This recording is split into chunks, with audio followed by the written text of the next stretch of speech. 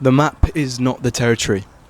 You can stare at the word forest for your whole life, but you will never smell what moss smells like, and you will never get lost in the dark.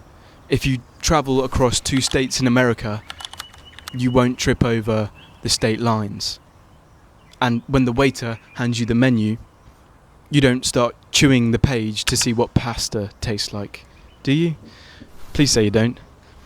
So why on earth do we keep trying to taste God through language? When I was younger, I went through therapy.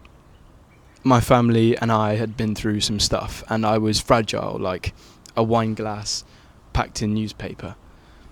I remember sitting in the waiting room. My heart was pounding and my stomach was tight. I was dreading the moment they would call my name, but they did. I'd walk into this cold little room, sit down, and my therapist would look at me and say, "So how you doing?" And I'd say, "Fine, thanks. How about you?" And the truth is I couldn't tell her what was wrong. Not because I didn't want to, but because I didn't have the words.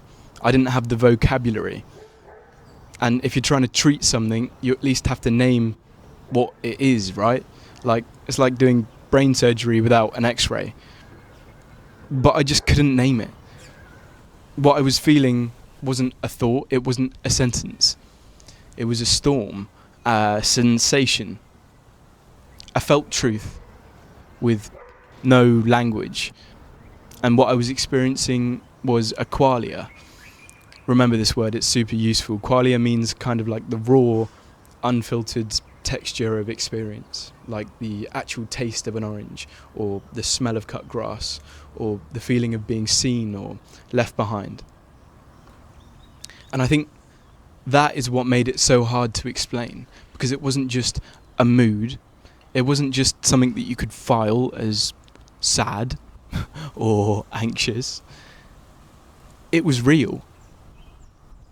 And it didn't speak English.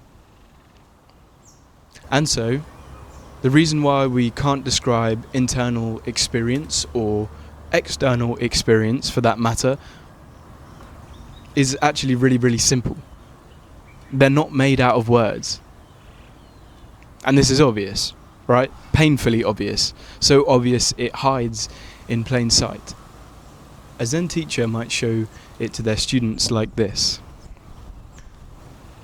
Open your hand. You open it, and then the teacher asks, "How did you just open your hand?" And suddenly, you're caught. They've got you, you see, because you didn't say open to open your hand, you didn't describe the movement, you didn't even think it into existence, you just did it, directly, wordlessly. And that's what reality is, that's what it is. It's something you live, not something you describe, something that happens through you, not to you. And the moment you try and name it, you've already left it behind in its symbolic value. And symbolic values do nothing but point to the real thing.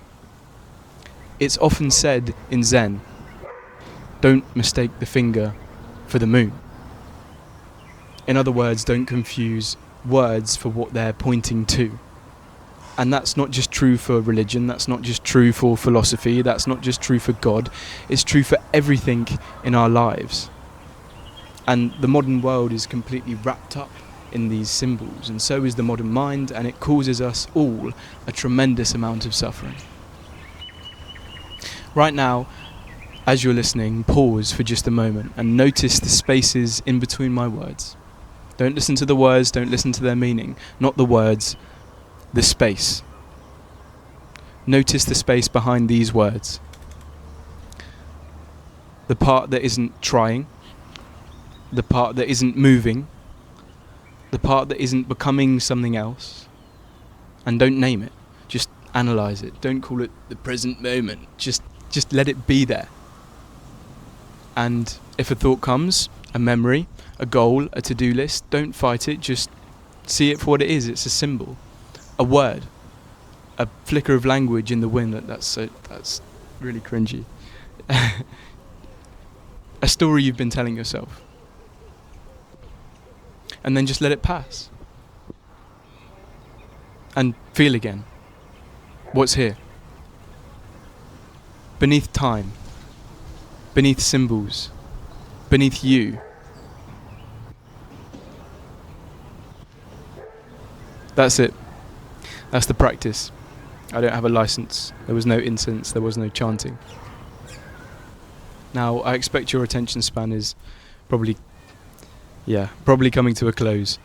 So I think I'll just talk about one of the most seductive symbols of all. Time.